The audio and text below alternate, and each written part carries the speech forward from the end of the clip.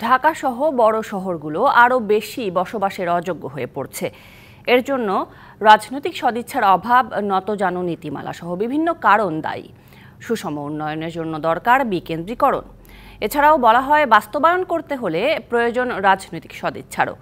নগর গবেষণা কেন্দ্রের 52তম প্রতিষ্ঠা বার্ষিকী উপলক্ষে আয়োজিত সেমিনারে এসব কথা বলেন নগর বিশেষজ্ঞরা। নগরায়নে বাংলাদেশ ও নগর পরিবেশ শিরোনামে শনিবার রাজধানী শিল্পকলা একাডেমিতে দিনব্যাপী সম্মেলনে অংশ নেন নগর পরিকল্পনাবিদেরা। সম্মেলনের উদ্বোধনী পর্বে তাদের বক্তব্যে উঠে আসে নগর উন্নয়নের নানান অব্যবস্থাপনার দিক।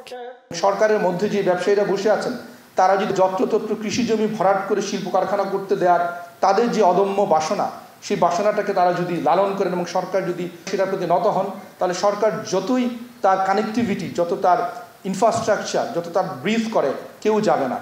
রাজনৈতিক সদিচ্ছার অভাব, নতজানু নীতিমালা সহ বিভিন্ন কারণে ধীরে ধীরে ঢাকা সহ বড় শহরগুলো বসবাসের অযোগ্য হয়ে পড়ছে।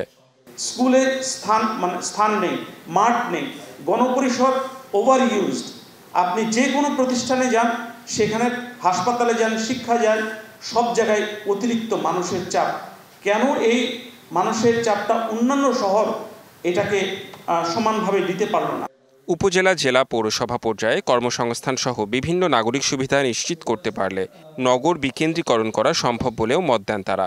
নগর বা শহর বা আরবান সেন্টার ভিত্তিক বিকেন্দ্রীকরণ, অর্থাৎ ঢাকার বাইরে বিভাগীয় শহর চট্টগ্রাম, খুলনা, রাজশাহী, বরিশাল ইত্যাদি এবং জেলা শহরগুলোতেও বিকেন্দ্রীকরণ। এ সময় স্থানীয় সরকার, পল্লী উন্নয়ন ও সমবায় মন্ত্রী জানান, নগর পরিকল্পনা তৈরির কাজ শেষ পর্যায়ে, শীঘ্রই তা অনুমোদন দেওয়া হবে। মাননীয় প্রধানমন্ত্রীর নেতৃত্বে সিদ্ধান্তে একটা দূরদৃষ্টি পরিকল্পনা নিয়ে কাজ করা হচ্ছে এবং আমাদের একাডেমিয়াগুলোও আমাদের সাথে একসাথে কাজ করে। আবার নগর নীতি যেটা আছে সেটা আমরা আশা করি এটা প্রায় কমপ্লিটের পথে, অচিরে আমরা এটা অনুমোদন দিতে পারবো। দিনব্যাপী এই সম্মেলনে দেশের নগরায়নের চিত্র ও ভবিষ্যৎ দিক নির্দেশনা উঠে আসে নগর বিশ্লেষকদের বক্তব্যে। Redwan Ahmed, DBC news, Dhaka.